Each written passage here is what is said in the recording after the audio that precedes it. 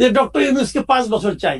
কেন চাই, কিভাবে চাই, কি কারণে চাই কেউ বলতে পারে না। কিন্তু ডক্টর ইউনূস কি আমরা যে আন্দোলনের কথা বলি সেই আন্দোলনের চেতনাকে ধারণ করে? আমি তো মনে করি করে না।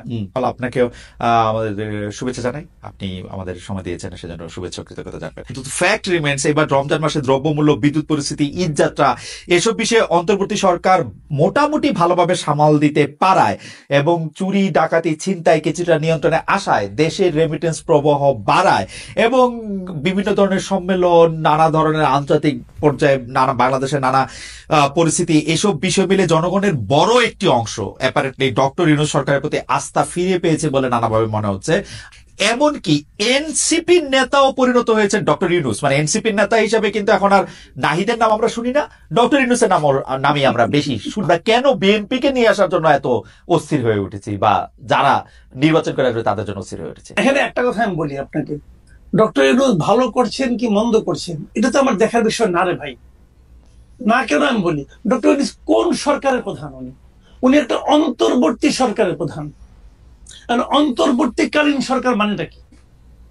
মানেটা হলো একটা রেগুলার গভর্নমেন্ট আসবে, যতদিন সেই রেগুলার গভর্নমেন্টটা না আসে ততদিন সরকারটাকে পরিচালনার জন্য এবং ওই রেগুলার গভর্নমেন্ট আনার জন্য যে নির্বাচনটা হবে সেই নির্বাচনটা অবাধ এবং নিরপেক্ষ করার জন্য একটা সরকার দরকার। সেটা হলো ডক্টর ইউনূসের সরকার। এই কথা কিন্তু মাথায় রাখতে হবে। কাজে এই সরকার তো রেগুলার গভর্নমেন্টের মতো কাজ করবে না।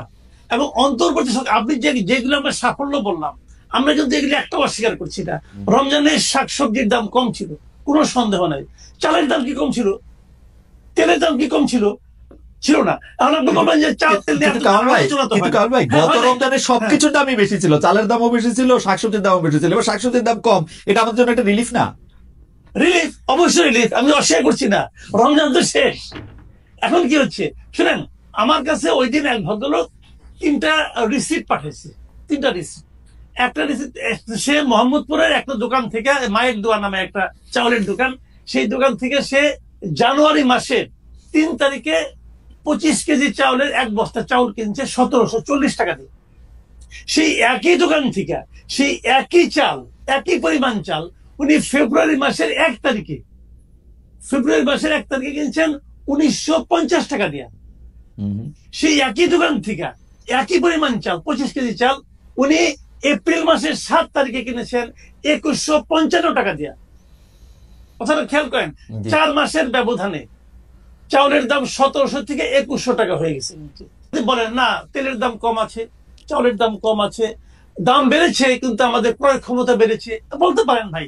অনেক কথাই আগেও শুনেছি, এখনো শুনতে পারি, সেগুলি এক জিনিস। বিষয়টা কি হয়েছে আমি বলি। ডক্টর ইউনূস হলো একটা অসাধারণ পিআর পার্সন। উনি জানেন যে কিভাবে পিআরের কাজগুলি করতে হয়। সোশ্যাল মিডিয়ায় এক ধরনের হুজুগ উনি চালাচ্ছেন খুবই প্ল্যান্ড ওয়েতে, খুবই। কিন্তু একটা কথা মাথায় রাখতে হবে ভাই, মাথায় রাখেন, যারা সোশ্যাল মিডিয়ায় এগুলি করে তারা কিন্তু বাজার করে না। বাজার করে বাবা, রান্না করে মা, ছেলে খায় আর খেতে খেতে স্ট্যাটাস দেয়। এটা মাথায় রাখতে হবে ভাই। এটাই বাংলাদেশে এখন হচ্ছে। কি হচ্ছে বাবাকে জিজ্ঞাসা করেন যে বাজার করতে যায় তার কি হয়েছে। আমি কিন্তু বাজার করি, আমি এমন কোন সবজি পাই নাই যার দাম 80 টাকার কম, আমি পাই নাই ভাই, আমি নিজে কিনেছি। আমি কিন্তু আরেকজনের কাছে শুনে বলতেছি না। কিন্তু একমাত্র টমেটো পেয়েছিলাম 50 টাকা কেজি, কিন্তু টমেটো ছাড়া প্রত্যেকটা জিনিসের দাম 80 টাকা কেজি। কিভাবে কমলো ভাই? আমরা কেউ নিয়মতান্ত্রিক সরকার চাই, কেন চাই সেটা আমি বলি। কোন আপনি যতক্ষণ পর্যন্ত আপনাকে রেগুলার পলিটিক্যাল গভর্নমেন্ট না আসবে ততক্ষণ পর্যন্ত এই দেশে কোনো বিনিয়োগ আসবে না। আপনি সিঙ্গাপুর থেকে স্মার্ট লোক নিয়ে আসেন আর 41,000 উপরে থেকে ঝাঁপ দেওয়া লোককে নিয়ে আসেন, ভাই কোনো লাভ হবে না। উনি ওই মানে কি একটা অনুষ্ঠানে পরিচালনা করবেন, টুকটাক ইংরেজি বলবেন, হয়ে গেল। স্মার্টলি হাঁটবেন, হয়ে গেল। বিনিয়োগ আসবে না ভাই। পলিটিক্যাল গভর্নমেন্ট ছাড়া রেগুলার গভর্নমেন্ট যারা বিনিয়োগ করবে তার কিসের উপর ভরসা করে করবে না।